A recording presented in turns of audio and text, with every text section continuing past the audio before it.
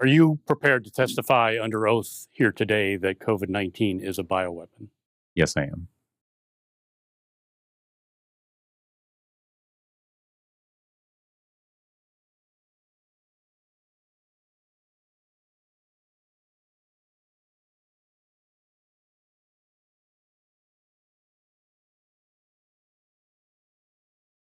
Dr. Fleming, we've asked you to come testify about whether COVID-19 and related vaccines are a deliberate bioweapon attack on the United States. Madam Court Reporter, can you please identify yourself for the record? My name is Karen Escher, Texas CSR number 5536. Thank you. Can you please swear in the witness? Dr. Fleming, will you raise your right hand? Do you swear the testimony you give today will be the truth, the whole truth, and nothing but the truth, so help you God? I do. Dr. Fleming, do you consent to this testimony being used in any appropriate proceeding? Yes, I do.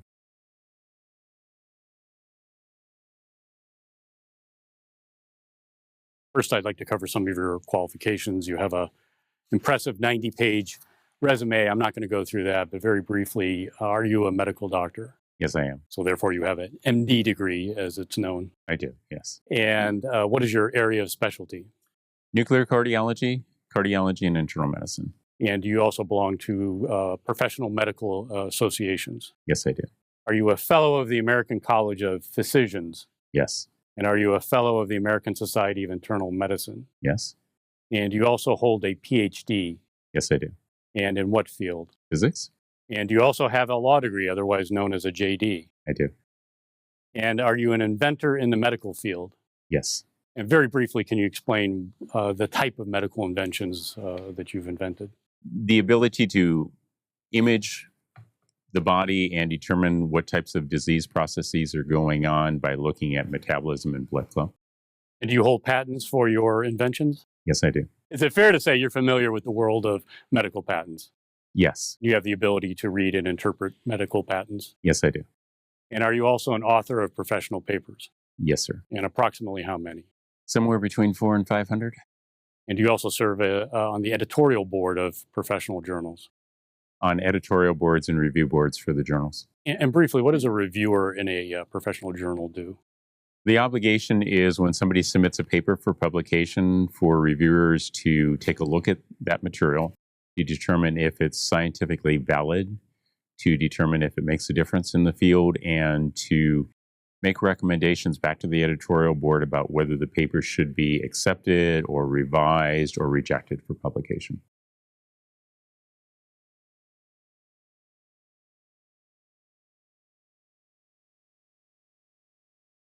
Are you prepared to testify under oath here today that COVID-19 is a bioweapon?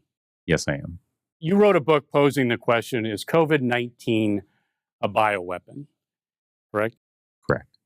The function of the book was to provide information that the general public could look at, and also to provide evidence for the legal system and the medical system to understand the gain-of-function research that's been carried out over a couple decades, to show where the monies came from, to show what papers were published, showing what types of gain-of-function research occurred, and to show the patents, to clearly lay out 2 decades worth of work that's been conducted, funded primarily by the United States, although other countries have been involved, and to show how there's no evidence that SARS-CoV-2, the virus that causes COVID-19, no evidence to show that it's naturally occurring, no animal model for it, and to show the type of research that's been done with coronaviruses, funded by the U.S., supported by NIAID, NIH, Department of Defense, monies that went to Peter Daszak at EcoHealth, to Ralph Burrick at the University of North Carolina, to Shizheng Li at the Wuhan Institute of Virology, and to several other universities around the country, including in the state of Texas. Did you also look at the genetic code of the SARS-CoV-2 virus, and especially the spike protein? We did, as well as Professor Luc Montagnier, who is the gentleman who discovered the HIV virus, and several other individuals that we note in the book. And based on that review of the genetic code, that informed your conclusion that this is a bioweapon? Right. So the Biological Weapons Convention Treaty states that any adjustment or modification of a biological agent like this virus that doesn't provide a benefit for mankind is a biological weapon. These particular changes in this virus, including the PRRA insert, which are amino acids that were inserted that are very critical for the furin cleavage site for this virus to infect. The insertion sites that were made with HIV and simian or ape-like HIV equivalent viruses, the prion-like domain at the top of the spike protein, as well as the HIV glycoprotein 120 insert that Shi Zhang Li put in early on that's critical for the attachment of this virus to cells, all of which are not naturally occurring. So to be clear, the SARS-CoV-2 virus, otherwise known as COVID-19, and especially its spike protein, is not something that's simply involved on its own in nature. We've looked at all the different coronaviruses that exist on the planet. None of them have the PRRA insert. None of them have this tremendous amount of HIV insert. None of them have a regional binding domain that is a prion-like binding domain, which means that where it attaches to the cells, it's a prion-like domain, and prions are things that are abnormal proteins that cause other proteins to become abnormally folded. So to be clear, genetic changes were made to the spike protein in a lab to create what is known as the COVID-19, correct? That's what all the data shows. Your book references research in 2010 by Shi Zhang Li, who's often called the Bat Lady. Was that research designed to determine how to increase the spike protein binding capacity to the human ACE2 receptor? So that was her goal of that research, was to increase the ability of the virus to infect human cells. Now, interestingly, I think in this published research, they discovered that the naturally occurring spike protein from horseshoe bats was unable to bind to the human ACE2 receptors. Right, that's exactly right. So as of 2010, scientists, including Shi Zhang Li in Wuhan, China, knew that naturally occurring horseshoe bat coronavirus spike proteins could not infect humans. That's right.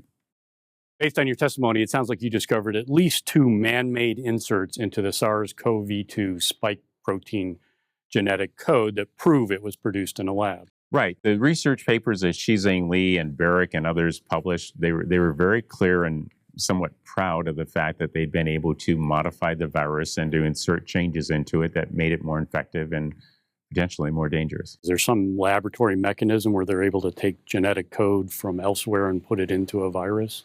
Right, so you can actually build anything if you know what the structures are. It's like building a car. If you know what the parts are, you simply put it together. Many of the research studies that we have pointed out, they took bits and pieces of one virus, combined it with bits and pieces of another virus. If you go and look at those papers, you'll also find that they were very specific by inserting 5 nucleotide base pairs in there. So they simply switched the base pairs, and that will result in a different amino acid being added and a different protein. Let's talk about the first insert that you found in the SARS-CoV-2 virus that led you to conclude that it was a man-made bioweapon. The first one I think you referred to is the furin cleavage PRRA insert, correct? That's correct. And can you explain briefly what that is? Okay, so that's 4 amino acids that were put in.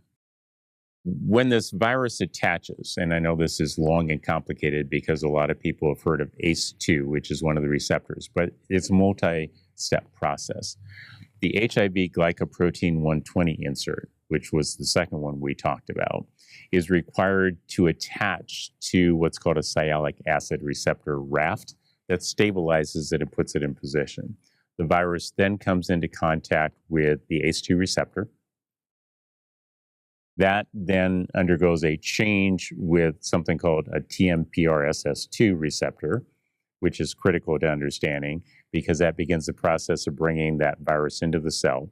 It then has to undergo furin cleavage at the furin cleavage site, and that's the PRRA, which makes it particularly infective for human cells. And then it comes across also something known as the neuropilin-1 receptor, which is found in the brain. How did you discover that this PRRA furin cleavage insert had been made to SARS-CoV-2? All you have to do is the nucleotide-based sequencing, which is how we know all the variants occur. And when you do that, you find this PRRA insert. Now, this genetic code for the furin cleavage insert, the PRRA, is that found in any other coronavirus in nature? None. It's not found in any other coronavirus that exists in the wild? Right. There's absolutely no other coronavirus that has this PRA insert. And that's 12 nucleotide bases, not a single base like sickle cell, but 12 specific nucleotide bases to provide for 4 amino acids that very specifically is connected with the furin cleavage site, which the US government owns the patent on. So the fact that this insert and this genetic sequence for this insert is not found in any other coronavirus in nature, what did that tell you? Well, since mutations occur one nucleotide base at a time, you would have to come up with some phenomenal explanation for why 12 nucleotide bases suddenly inserted themselves into a virus that none of the other viruses in that category have. The original premise that was put forward and actually published in The Lancet was that this was a naturally occurring virus with an animal host that got transmitted to people, but yet there's not been a single animal model found with this. Neither has there been a single coronavirus that has this PRA insert. You mentioned the second insert, an HIV glycoprotein. Right. So are you saying that sections of the genetic code for HIV were inserted into the SARS-CoV-2 virus? Yeah, Xi Zhengli published this early on, many years ago, where she was very proud of the fact that she did this. She used an HIV pseudovirus to do it.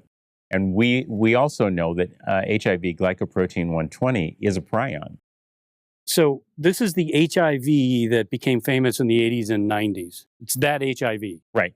And somebody took pieces of the genetic code of HIV and put it into SARS-CoV-2? That's what Xi Zhengli admitted to in publications that she had, yes. Were you able to discover why that was done? According to papers that she published, it was to increase the infectivity to see if she could make it more infective. But it's even clearer that what she was going for was the development of a prion disease, because where everybody is kind of coming up to speed with a virus and how challenging it can be to deal with, what's even more challenging to deal with are prions, because prion diseases are relatively new in our understanding for treatment, and they cause permanent damage unless they can be reversed. And so the development of a prion, putting HIV glycoprotein 120 in there, attaching to the sialic acid receptor, there's nothing about that that is advantageous for people. And the ability to produce prion diseases is quite a weapon. And how lethal are prion diseases? People die from prion diseases. Is this process of inserting these amino acids to increase the infectivity, is that gain of function? Right. So gain of function is anything that you do that changes a naturally occurring biological agent like this virus. And so the premise of gain of function really has a good premise behind it. The original idea being that if you could stay a step ahead of a potential infectious agent, say a coronavirus, if you could stay just a step ahead, you could do a good job of providing treatments for people and knowing when and where it was going to spread. This isn't a step ahead. This isn't a single nucleotide base. This is a spike protein that has an HIV glycoprotein 120 inserted into it. This is a spike protein that has 4 amino acids to make a furin cleavage site, the PRA insert. This is a spike protein that has multiple other, according to Luc Montagnier, HIV and SIV inserts. This is not something that evolutionarily evolved. The evolution of something with this many changes would take hundreds or thousands of years. This is not staying a step ahead of it. And making this provided no advantage for human beings, which makes it a Biological Weapons Convention treaty violation. It's playing God. To your knowledge, has anyone been able to disprove or refute the fact that there are artificial man-made insertions into the SARS-CoV-2 virus? Actually, there's been no dispute of that, except for the statement that it's naturally occurring. And then when you say, well, where's the scientific evidence that it's naturally occurring? There's no follow-up to that. So that for people that are claiming that this is a scientific discussion, I would encourage them to stay with the fact that this is a scientific discussion. There's no science to show that any other coronavirus on the planet has these inserts. There's no science to show that there's a natural reservoir in animal for this virus to occur. In fact, the science points to the fact with over 99% probability, which is what we're dealing with until somebody comes up and confesses, that this is not naturally occurring. And in your mind, is there any doubt that without this gain-of-function manipulation of the SARS-CoV-2 spike protein, there would have been no pandemic? we wouldn't have had this virus not been released. Have any of these folks, Dashak, Barrick, Xi Jinping, Fauci, explained what that beneficial alleged effect is?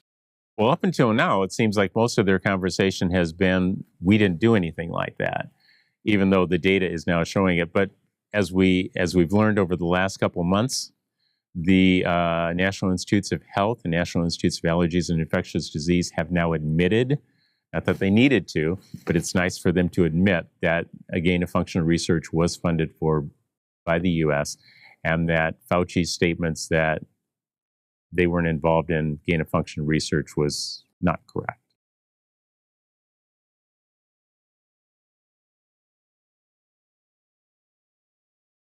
Dr. Fauci testified under oath to Congress under questioning by Senator Rand Paul that the NIH and NIAID had not funded gain-of-function research. Was that statement truthful?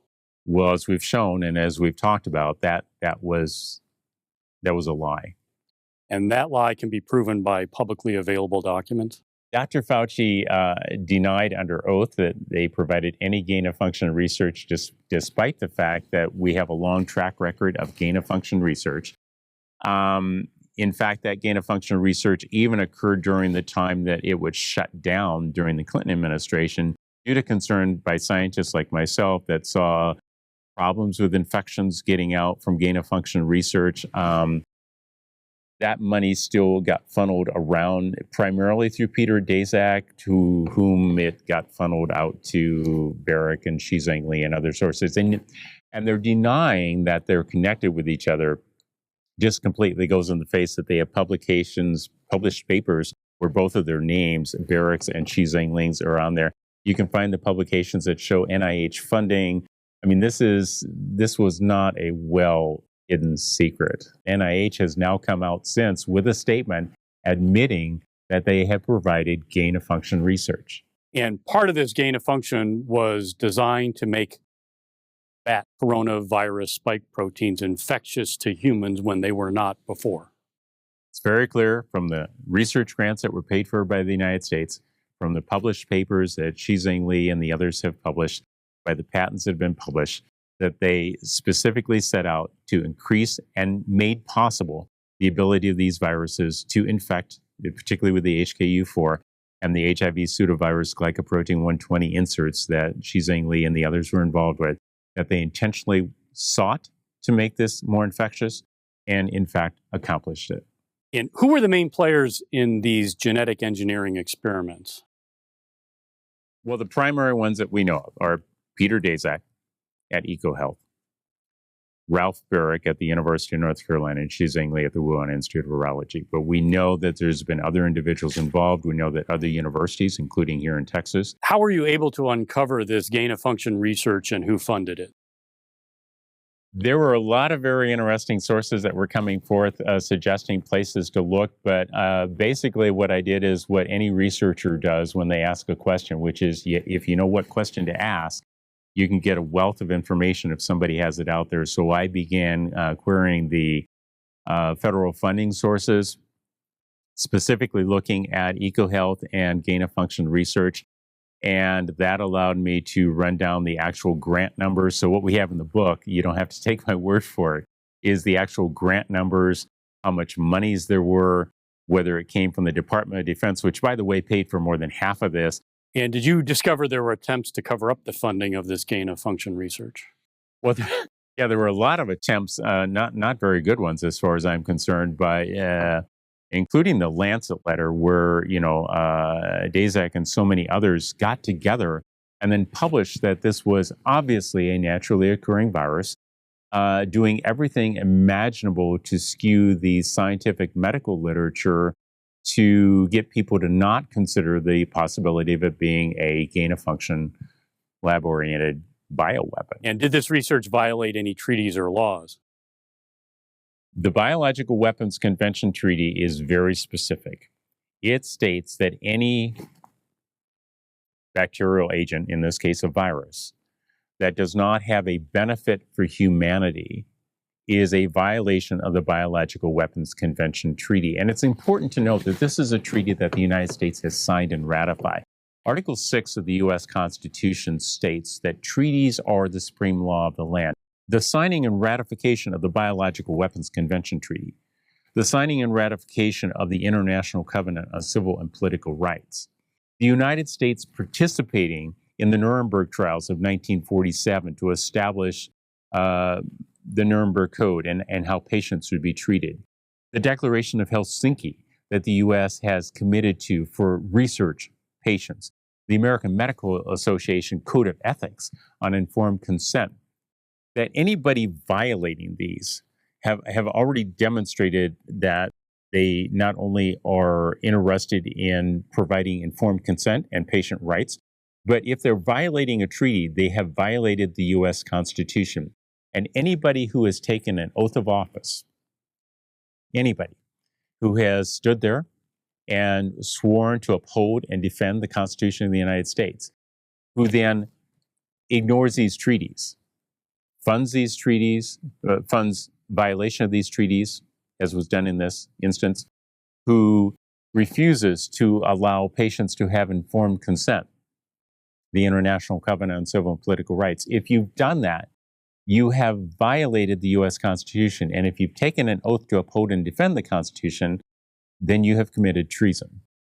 When you reached the conclusion that SARS-CoV-2 was a bioweapon released on the planet, what was your reaction? Uncomfortable and disappointed. These individuals have presented nothing to suggest that this type of research was something that they thought was for the benefit of humanity. And considering the funding sources,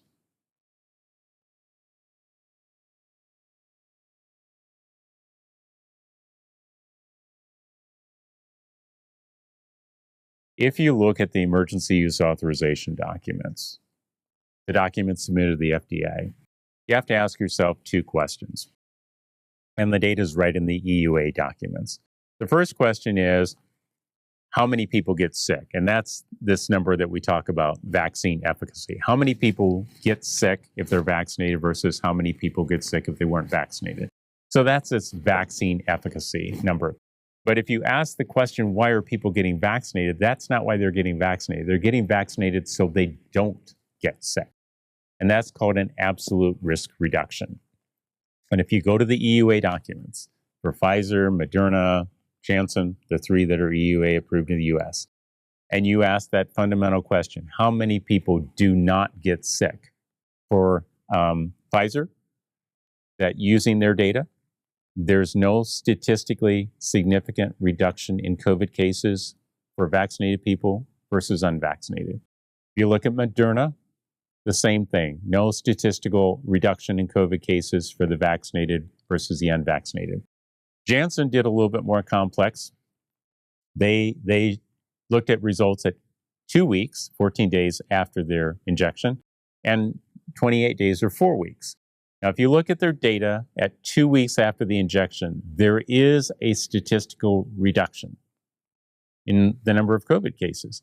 If you carry that out 2 more weeks, which they did, that difference is gone. So if you want to vaccinate people, I guess every 2 weeks, go for it. It doesn't prevent you from getting infected. Statistically, it didn't reduce the number of COVID cases or deaths, and it doesn't prevent you from transmitting it. And that's what we're seeing right now. No virus comes in just one flavor, if you will. Just like if you look around a room, you'll see a whole bunch of people, and they're all variants, but they're all very much human, right? So SARS-CoV-2 didn't just come as Wuhan HU1. It had the alpha and the beta and the gamma and the lambda and the delta and all the other variants, all the different changes. And what we've done in the past is we've taken and made vaccines by taking all of the parts of a virus with all of the variants and weakening it and then injecting that into people. So that if you saw another version of it or other parts of it, you would have an immune response to it. What we did with these vaccines is we very specifically said, let's just look at the spike protein of the original one, the one called Wuhan HU1, and let's make that genetic code and turn the human cells into a manufacturing plant to make those spike proteins. Well, what did that do? But the people who got vaccinated, many of them who did it because they were worried about other people. So understanding that these people were well-intentioned. They were afraid, they were fearful, they didn't want somebody else to get sick because of them, they didn't want other family members to become sick, they didn't want the man or the woman down the street who had cancer or heart disease to become sick. So as good citizens, they were told, you need to do this and it will make a difference. But the vaccines don't prevent you from getting infected or spreading it. So by using this approach, we injected this mRNA and DNA into people for just one type of spike protein, not the rest of the virus, not the nucleocapsid, which turns out to be what humans make the best immune response to, not the envelope, not the membrane, and not the other types of spike protein. One type. And so what we see is people getting vaccinated with it.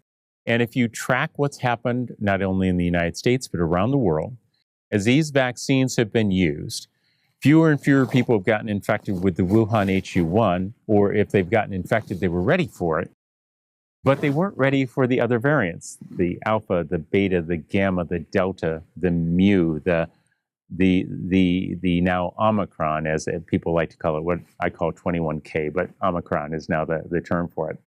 Those, they didn't have an immune response to.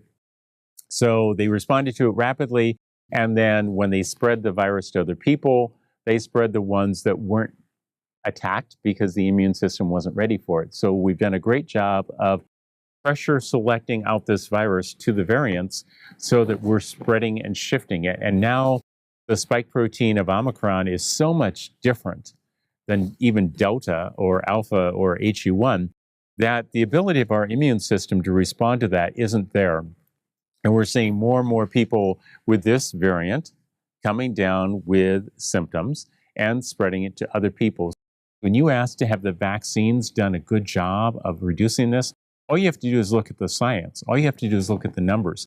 Israel vaccinated the vast majority of its country with the Pfizer and Moderna vaccines, and their cases of Delta escalated right off the chart as a result of it. They simply did pressure selection. In the United States, we've done the same thing, where we're seeing the Omicron variant and the Delta variants being pressure selected out by this vaccine program.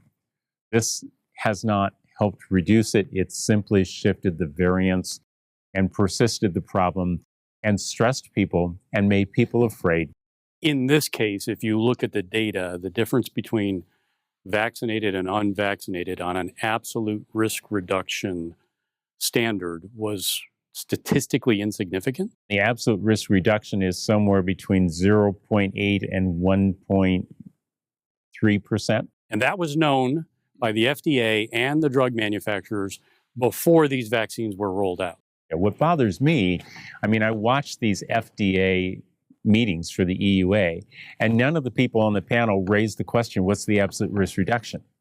Which is the goal of actually vaccinating people. I watched the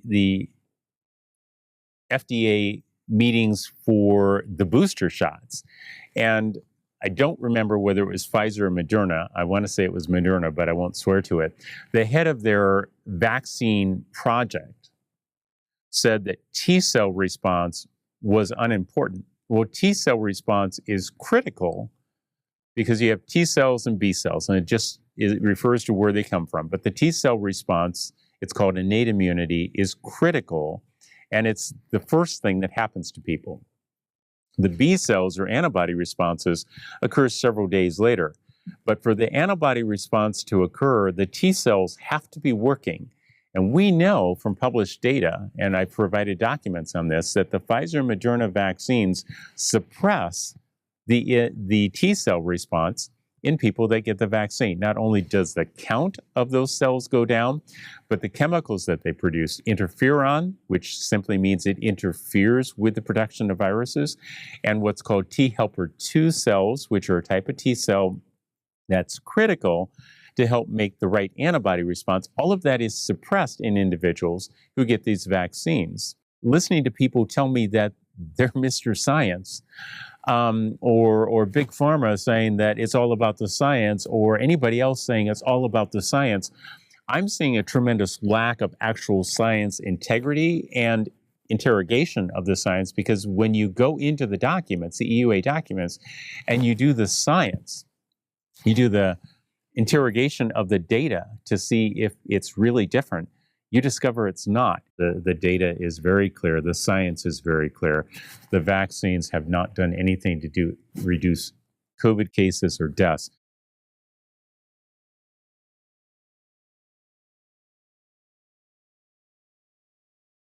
Just a fundamental question. If you understand that the spike protein is a gain-of-function bioweapon, why would you then replicate that same genetic sequence and put it in a vaccine? I think most people are under the impression that you get an injection in your muscle, that it stays in your muscle, right? Except that's not what happens. The studies are very clear. The lipid nanoparticle influenza vaccine made by Moderna spread to the brain, the bone marrow, the liver, the spleen, the heart, kidneys, the intestine, every part of the animal's body. It doesn't stay at the site of injection.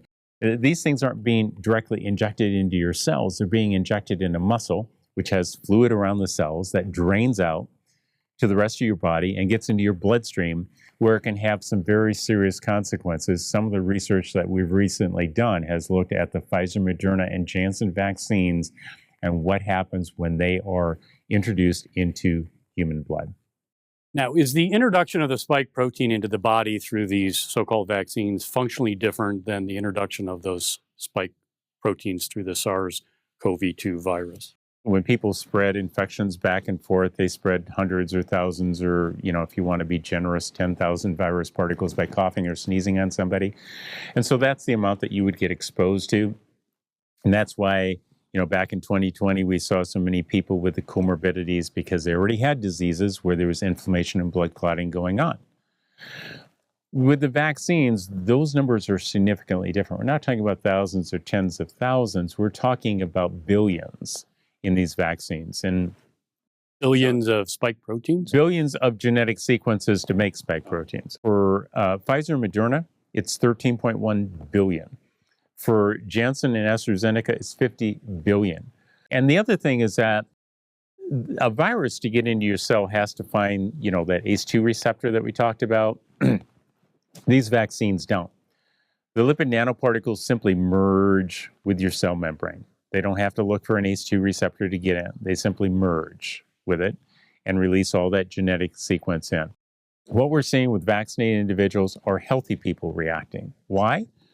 Because they're not getting exposed to 1,000 or 10,000 virus particles from somebody else who coughed or sneezed on them, which shouldn't have coughed or sneezed on them, right? They're getting billions. And if they have a functioning, healthy body, their immune system is looking at that and saying, wow, we have just been massively infected, and they mount an immune response. And that immune response has inflammation and blood clotting. You release chemicals to kill the cells that are infected. That's why you get a runny nose. That's that fluid being released. And blood clotting to wall off the invader so that it can't get out, number one, and number two, can't get nutrients in, so it dies. So that inflammation and blood clotting is what your body should do, except you don't get infected with billions of these viruses. So healthy people are reacting to something that looks like a nuclear bomb went off in their body, and they're reacting to it, producing a lot of inflammation, a lot of blood clotting, and a lot of very adverse events. And what we're seeing with all the people with adverse events are all the people that are healthy, younger, responding to what appears to be an overwhelming infection in their body with all the spike proteins, and we're seeing inflammation and blood clotting. And you've seen it with strokes and seizures and heart disease and, miscarriages and deaths that we've never seen before in the history of mankind for vaccines that have been made.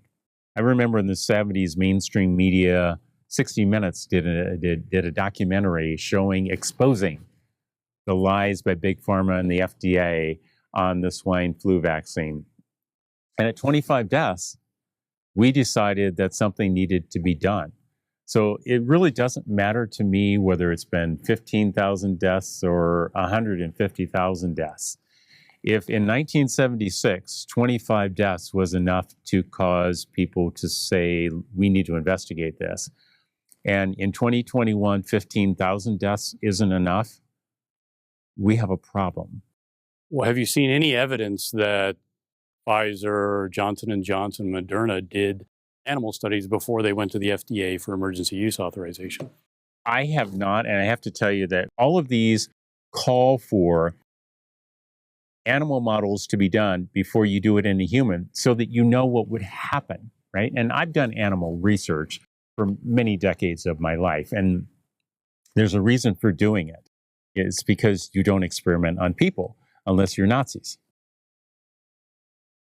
And if I understand it correctly, the CDC VAERS reporting system is showing more deaths and injuries from COVID-19 vaccines than all other vaccines combined for the last 30 years. It is. And you know, independent upon whether you believe those numbers or not, and you think they're 1% or 10%, whether you should put 1 0 or 2 zeros behind the numbers, here's some interesting things about this reporting system. As a physician, I've tried to call in to the VAERS reporting system, and I get a recording that gives me another telephone number to go to. When I call that number, it gives me a recording and no place to leave a message. I have colleagues who have tried to enter it in on the computer system, and it keeps bouncing back. Now, if you come into a hospital or doctor's office and you have an adverse event to measles, mumps, and rubella vaccines, there's a code to enter into that, and it goes into the computer. If you have an adverse event to diphtheria and tetanus vaccine, there's a code for that that goes into the computer, and that will be tracked through history. These things are called computerized procedural terminology, CPT codes. There is no CPT code to enter into a computer system for an adverse event to any of these SARS-CoV-2 vaccines. Even though this is part of a clinical trial, and therefore they have a legal obligation to track adverse events, there is no universal code for physicians to code in an adverse event? That's right. Have you ever seen that before? This is the first time. Wait a second. So these are vaccines that, as I understand it, the ones that are available are still part of a clinical trial that lasts until 2023, correct? That's what it shows, yes, on the National Clinical Trial site. And when you're doing a clinical trial, one of the most important things you need to do is accurately track adverse events, I would assume. We're going to look back on this. We're going to look in not too distance in the future. We're going to look back on 2020 and 2021 in particular, and say, how many people really had an adverse event to these vaccines?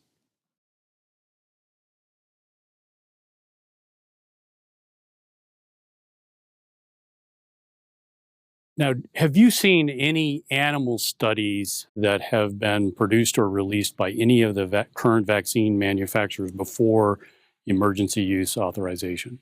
I haven't seen any animal studies by those corporations before or after they've come out. The only animal studies that have been done are by independent scientists who have been asking the questions that these companies should have been asking, which is, what are the consequences in animals to these vaccines?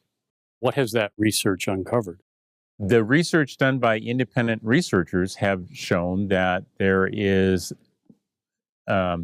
damage to the brains and other body organs caused by these viruses and these vaccines that are called prion diseases. So you can have mad cow disease in the brain, or Alzheimer's in the brain, or amyloid disease in the heart, which is another type of prion disease.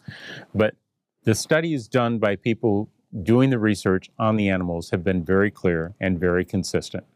Prion diseases, inflammation and blood clotting or inflammothrombotic diseases, and real concerns about miscarriages and other health problems and deaths. None of this has been done by Pfizer, Moderna, Janssen, or the other companies. This animal research could have been done before the emergency use authorization, but we have no record that it was ever done or reported. This animal research should have been done. It violates every treaty and code that we've ever had as human beings. There was one instance in time that animal research was abandoned by doing it on people first. And we prosecuted those people in 1947 at the Nuremberg trials. One of the questions that we had was what happens if the vaccine gets into your blood. We've looked at Pfizer, Moderna, and Janssen, all three, and we have looked at the effect that those vaccines have on the blood, and it's almost immediate. What we're going to look at are just three examples of slides that we took from 7 different patients and the 3 different vaccines, where we put samples of blood on a microscope slide and looked at them under the microscope. And what you're going to see here in the first image, you're going to see the Pfizer vaccine that was added to the blood, and you're going to see the nice red color of erythrocytes or red blood cells. That's because they're able to carry oxygen from the lungs to the body. And what you're going to see next to them are a lot of gray cells. These are still what's called red blood cells, although they're no longer red because they're no longer able to carry oxygen. And since there's plenty of oxygen already in the air, what we're seeing is an inability for the hemoglobin in those cells to bind to oxygen. And they stay this way after many, many minutes of watching them. They didn't turn back or even begin to turn back. And in the second slide you're going to look at, we're going to see the exact same thing in another patient. This is Moderna, once it's been added, and you see the same phenomenon. And then finally, the third cell is the Janssen vaccine, showing the exact same phenomenon with the loss of the ability of the hemoglobin to hold oxygen, as shown by gray cells, next to the bright red cells that are still functioning, that haven't been damaged by the vaccine. If we look at these slides, what we're seeing is that when you added the vaccine to the red blood cells, the red coloration goes away. The red coloration goes away and it stays away. And it's not a matter of adding just a liquid to it, because we also looked at blood when we added normal saline to it, and it dilutes it out a little bit, but it doesn't take the red color away. All 3 of these vaccines, when we added them to the blood, the red color to the red blood cells goes away, which means the hemoglobin is no longer able to carry oxygen. So that could be due to a couple of things. There's no oxygen to carry. Well, it's open to the atmosphere, so there's plenty of oxygen. So it means the hemoglobin molecule has been damaged, or the membrane of the red blood cell has been damaged. But sickle cell anemia is a damaged ultra red blood cell, and it has no difficulty being a red blood cell. So something's happened to the hemoglobin molecule, and it doesn't reverse. We've watched the blood for many, many minutes. It doesn't reverse. The other thing we saw is that the blood begins to clump together. And it's not a matter of time, because we watched regular blood of these same individuals with normal saline added to it, and their blood didn't clump. So it's not a time phenomenon. It's not because they were drawn up in tubes that had solutions in them that affected the red blood cells, because this blood was drawn directly from the patients, wasn't put in any tubes with any other material in it that could interfere with it. So this is a phenomenon of the vaccines get added, where the vaccines touch the red blood cells turn pale. They're no longer red. The important thing is not only the oxygen carrying capacity, but the fact that that same hemoglobin that picks up oxygen from your lungs and takes it to your body, when it's in your body, takes the carbon dioxide, the waste product out, the acid, and takes it back to your lungs. Well, if the hemoglobin has been damaged so it can't carry oxygen, that same damage exists, and it's unlikely that it's going to even be able to carry the carbon dioxide out. Although carrying the oxygen is kind of the big deal for red blood cells. And what would be the consequences of having this depletion of the oxygen carrying capacity of the blood cells? Well, none of those red blood cells can carry any oxygen to your body. The real question is how much of that is going on in any individual, and no amount of this vaccine, of any of these vaccines, should have damaging effect on red blood cells. Again, this is a tissue level thing. This is early on stuff. This is like the animal studies. If you're going to be looking at doing something, giving a drug to a patient, you need to know that the drug will work, and you need to know what consequences there may be. Seriously, this is an easy project to do. You take the vaccines, you take human blood, you add it to it, and if anybody can prove to me that what we saw repeatedly is wrong, hey, go for it. Prove me wrong. But yeah, You're not going to, because the beautiful thing about science is that we've conducted this in more than one site on the planet in 7 different people with all 3 vaccines. They all had the same devastating effect to the blood. Do you have a working theory or hypothesis as to why these vaccines are causing this blood cell discoloration and clumping?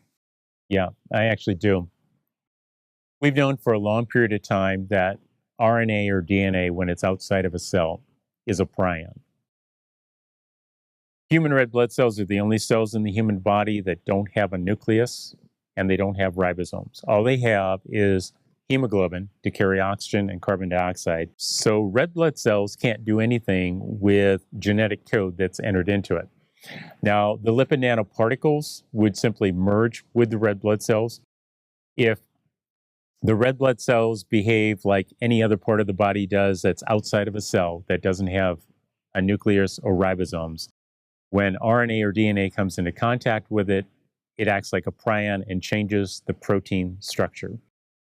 Hemoglobin is a protein. So what it looks to us like is happening is these vaccines are releasing either the RNA or the DNA from the vaccine into the red blood cells, having a prion effect on the hemoglobin molecule, permanently changing the hemoglobin molecule so that it no longer has the same shape or configuration, so it can't bind oxygen and it won't be able to pick up carbon dioxide. Dr. Fleming, are the vaccines reprogramming the innate immune system? What we have seen is that 2 of the critical steps for your immune system, the production of something called interferon, which means it interferes with the replication of the virus, and T helper 2 cells, which are critical for helping to make antibodies. Those are all suppressed. Now, T helper 2 cells, I know, is a term people haven't heard. It's a type of T cell. It helps, and it's number 2 in the sequence. It has 3 components that actually need to match up with the B cells that make antibodies. Only when all 3 of those match up does a signal get sent to your antibody system, what's called the adaptive humoral antibody system, to make antibodies of a specific type, targeting a specific infection, and to keep memory cells for that. Now, in the absence of those T helper 2 cells being produced like they should, that system, even though it exists, is going to be blunted. Based on all of this, would somebody be totally off base if they believe these vaccines were in and of themselves a bioweapon? Well, the fact that the spike protein is a gain-of-function developed virus, which by definition is a bioweapon, replicating that same genetic sequence and putting it into a vaccine, it doesn't matter how you get it into the human body, it's still a bioweapon. Most alarmingly for the children right now, when you have people at an FDA meeting making a statement that we need to vaccinate the children, but we won't know what happens to them until we vaccinate them, that's the experimental phase of a research project. And as of 1947, I thought that we had officially, although it's very clear from the Tuskegee Airmen and other studies that have been done, paid for by the US government, that it seems that our leaders don't have a problem experimenting on our elderly, on our police officers, on our first responders, on our doctors and nurses, on our general public, and now apparently don't have a problem experimenting on our children.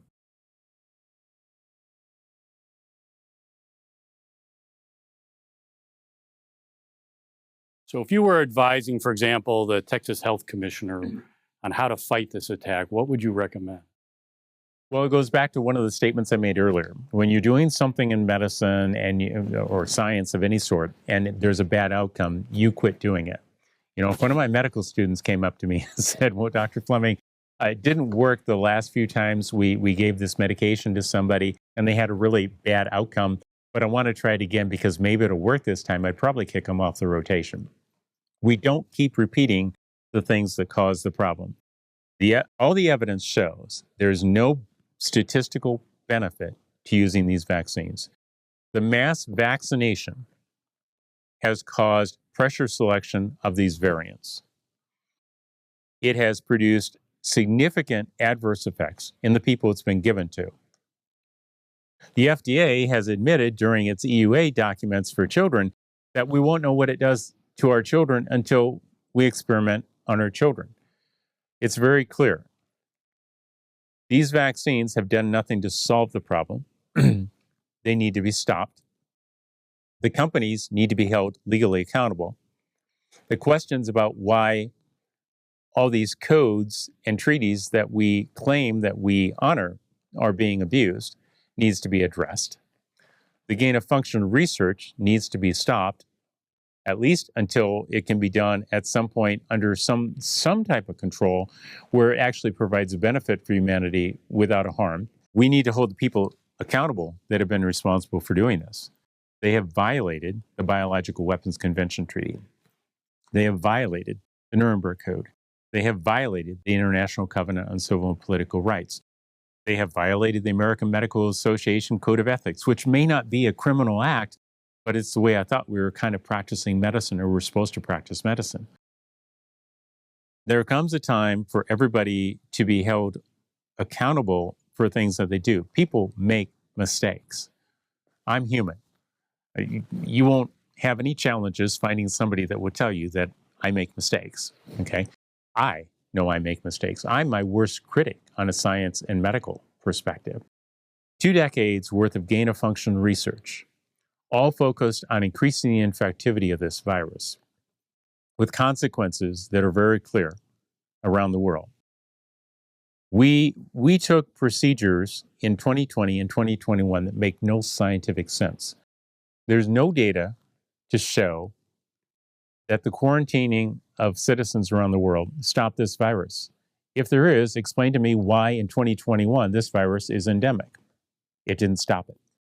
Physicians abandoned the practice of medicine for a variety of reasons. Some of them might have literally thought they were doing the right thing. Many of them did it because they were told there were no treatments. And who told them that? Agencies out of the federal government? The federal government, run by Fauci and Collins and other people, those agencies don't practice medicine. You don't call them when you go to the hospital. Your physician practices medicine. That's the person you see that takes care of you. We have interfered with the practice of medicine. We have interfered with physicians feeling like they could practice medicine. For the physicians who haven't bothered to actually measure treatment outcomes but are espousing a number of drugs, I encourage them to actually get the quantified, measured data to see whether they work or they don't work. But at least they're trying something, which is kind of what we used to always do before we figured it out. I was there when HIV hit the scenes. We didn't know what we were doing. So we worked. We winged it. We treated symptoms. They were short of breath. We gave them breathing treatments. 2019, we quit giving breathing treatments to people short of breath, even if they were wheezing, because, well, there was no treatment, right? All the things that we did in science and medicine was thrown out the windows. We locked down a society. We put fear into everybody's heart. We told people to quit believing people who might tell you something different. We quit challenging the scientific paradigm. In science, we're always debating. Anybody who thinks that physicians and scientists are just this jolly group of people that are constantly agreeing with each other, no, scientific debate is constantly had. Physicians frequently will talk amongst ourselves and debate what should or shouldn't be done, but that's a free exchange of ideas. That hasn't been done. Texas Medical Association, health authorities, the governor, the attorney general, all of the people should be looking at why this happened to make sure that Texans are taken care of and other people in the country have an opportunity to follow. It needs to be holding accountable the people that caused this chaos, this mayhem to begin with, and stopping it from occurring again.